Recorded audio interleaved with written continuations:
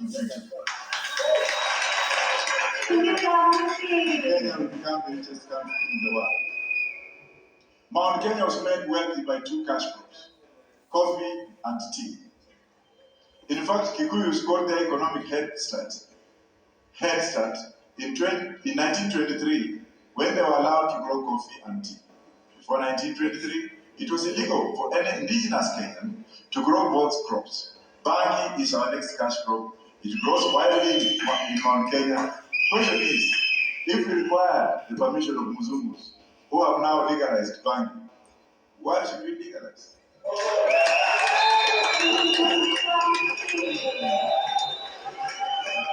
We have punitive laws. Which were imposed on Kenyan Parliament through foreign aid. Nakada. Na wakati wametengeneza hiyo sheria, because wameambiwa msipotengeneza hii sheria tutawapatia mkopo, unaona wengine wanaenda kucheza hapo wakisema, I've now made the rule. I wish there was a mimic here. Wanaenda to rejuvenate, putting our men and women in jail for things that are not proper. Having punitive regulations in this country that are putting our country outside the circles of morality. That's why we should have morality and solidarity. Repeat after me, morality and solidarity. That's Roots Party for you. But for the others, and repeat after me, it's morality and it's solidarity and immorality. Solidarity and immorality. That's what you see, and that's how I define our opponents. Because they are in solidarity with immorality. They are telling us lies, package of lies. They are not telling us how. We are telling you how.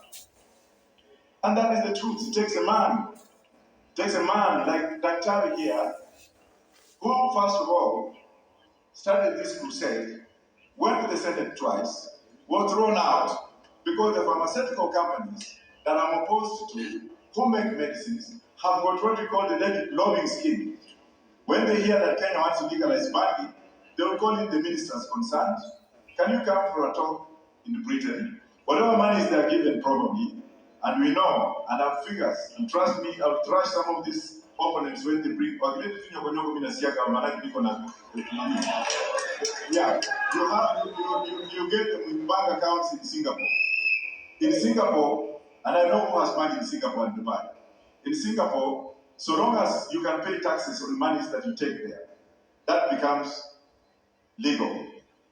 The wash that we know, the monies are taken to Singapore, they pay 15%, and then they bring it through Dubai to this country. Some of those opponents, let me tell you this, because I have the information, have staffed companies in Dubai to wash money. When the time for hanging comes, I will hang those ones when the laws are there.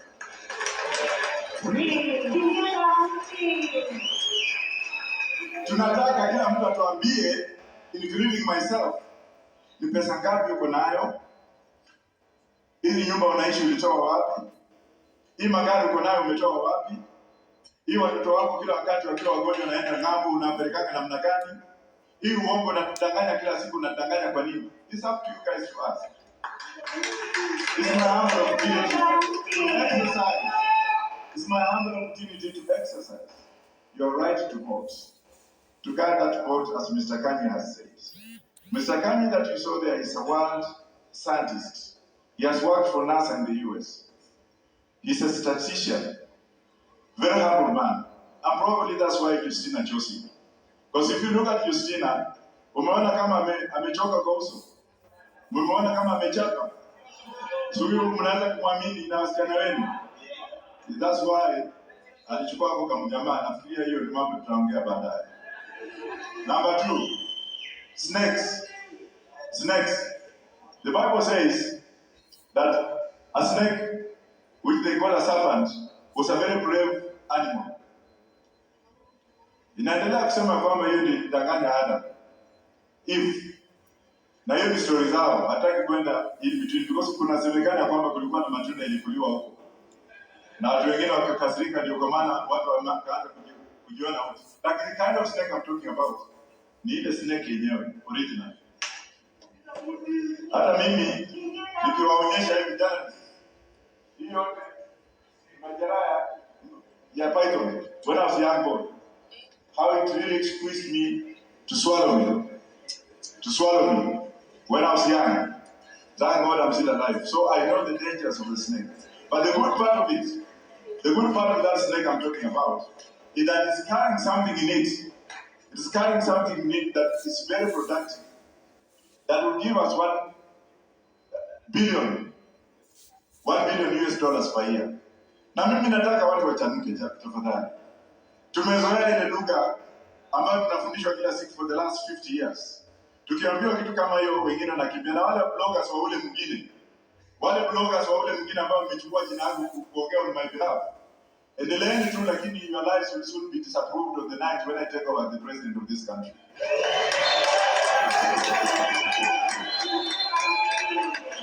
Wengine wanajiita Profesa Wajackoyah kwa Facebook. Ile kizungu anaandika kiambu kisoma, unajijazia. We will rear snakes. Can I come back to my snakes, please? Allow me to go the way I am. I'm a professor. We will rear snakes. If we did snake farming, each venomous snake farm will earn an average of $6,000 or $600,000 per vial antivenom. Kadogo tu unanyonga kidogo, kanatoka chui kanaingia kwa chupa. Hapo peke yake is 600 Kenya shillings unaweka kwa mfuko. Kuna iwaje inaendelea. Alafu inajulikana hapo kwamba, for example, a cobra farmer will make $6,300 from a vial of cobra antivenom. If you harvest black mamba antivenom, a Kenyan farmer will take $5,300 per vial. Supposing you have 3 snakes.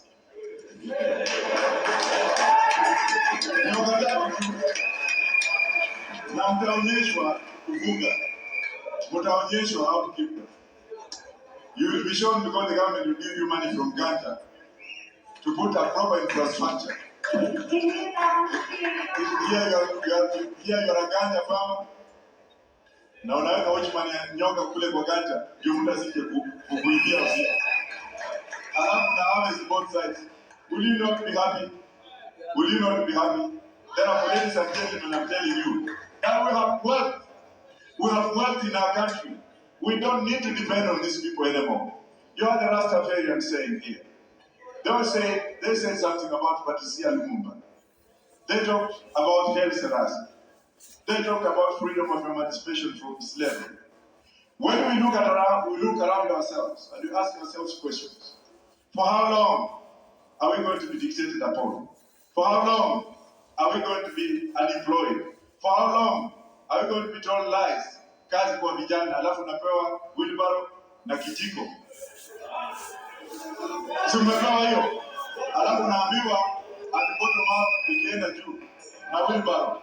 Na wewe umesoma kizungu, wewe umesoma kwa university, unaenda nyumbani, unaambiwa ati sisi tutakupanga, ati kina boda, kina mama. There will be no mama mboga in our government.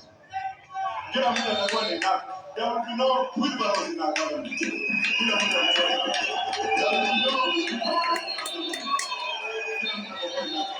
There will be no lies. There will be no lies in our government. Kila mtu atakuwa na yeye. There will be no theft in our government. Kila mtu atakuwa na pesa yake. Ukienda Greater Somalia, which hived itself from Somaliland, or let me say Somaliland Republic, kulikuwa na mambo mengi ya shifter na gorilla na nini, lakini sasa hizi ukienda huko, you can leave your money safe. You don't need to have a bank outside na unalala kwako. Lakini hapa mtu anakuibia, alafu anakuja kukuambia wheelbarrow. Mwingine anatoka huko, anakuambia I'll give you 6,000. What can 6,000 do to you?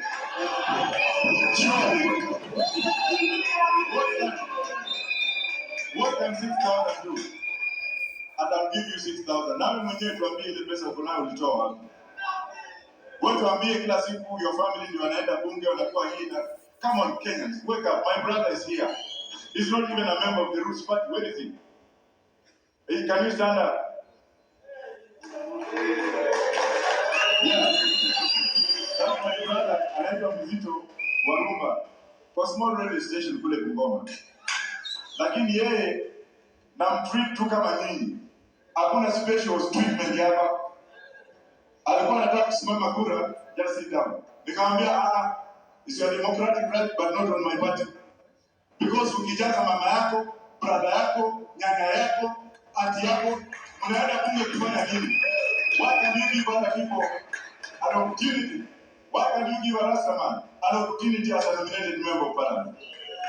Why can you give people who are down there an opportunity to do what they are? Why must you be the one having everything?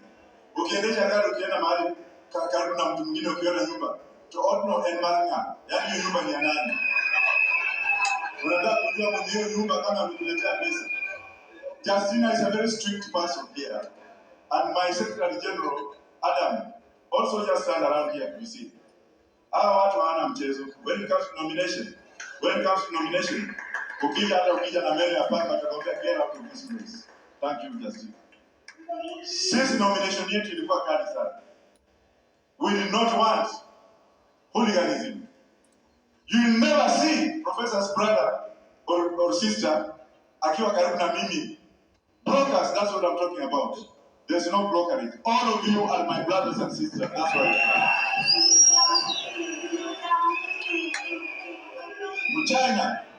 Mchina, nitakuja kwa Mchina baadaye. We will export dog meat.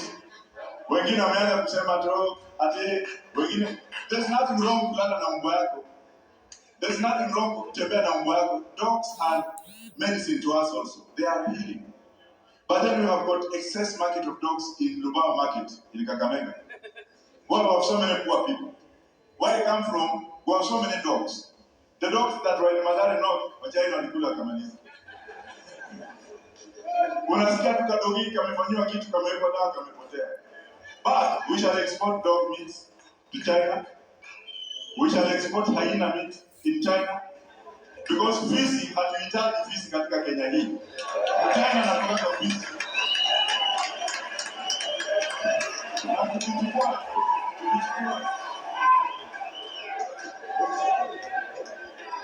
Mimi nasikia 1000 fisi 1000.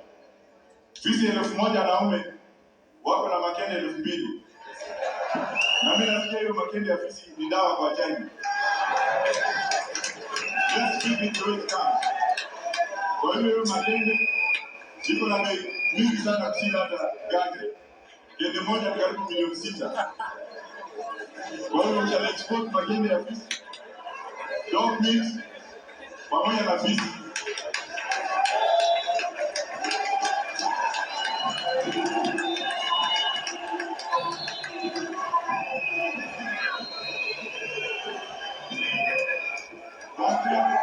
One kilogram of dog meat costs 6 times more than the price of a kilogram of goat meat. Many exports beef, goat and lamb, the Middle East, for instance, whatever it is.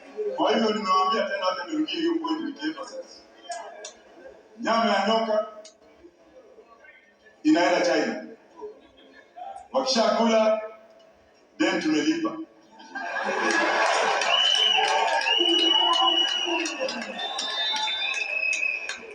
Ngozi ya nyoka takuwa na industry hapa ya kutengeneza viatu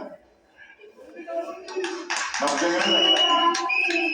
This time we are the ones going to export snake skins. Hatutapeleka huko ndio tuuzie tena. Tuendelee. Number 4.